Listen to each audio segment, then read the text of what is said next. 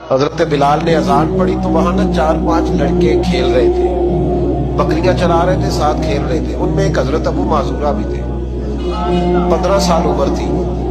حضرت بلال نے اذان دی تو وہ بھی نقلیں اتارنے لگے، کیونکہ حضرت بلال کی زبان بلالی تھی نا، وہ نقلیں اتارنے لگے۔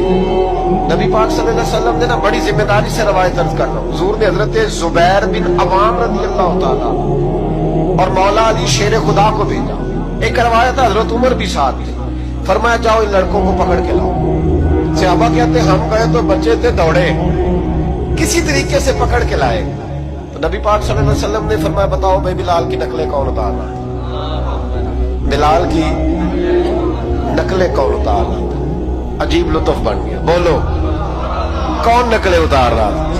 عجیب ذائقہ ہے یار، عجیب منظر نہیں کہ بلال کی کوئی نقل بھی اتارے تو محبوب کہتے ہیں بلا کے لاؤ۔ اور کون نقل اتار رہا تھا میرے بلال کی؟ یہ مسلم میں بھی ہے، اصحابہ میں بھی، دیگر کتب حدیث میں، کتب سیرت۔ تو میرے محبوب کا بھی انداز نرالا نا، حضور حکیم ہے، حضور حکیم ہے۔ فرمایا تم نے اذان کے لفظ تو سنے،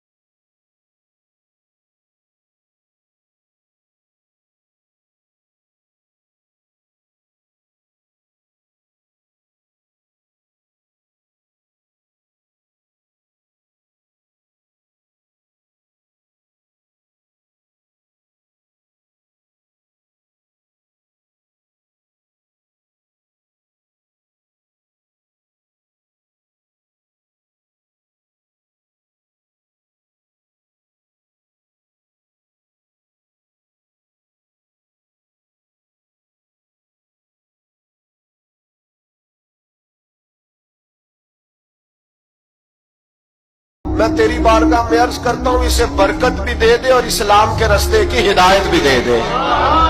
حضرت ابو معذورہ کہتے ہیں سر پہ ہاتھ اور ادھر دعا، بس میرا کام بن گیا۔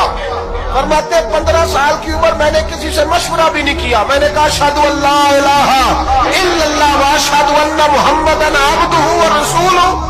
کہتے سنو دوستو، کلمہ بھی پڑھ گیا، عشق لگا سی کھیڈا کھیڈ دینوں تے مینوں کھیڈاں بھول دیا بھول دیا بھول دیا۔ میں کجل پایا سی یار دے ویکھنے نو، پھر او دی یاد وچ روندیاں ہی ڈول گئیاں۔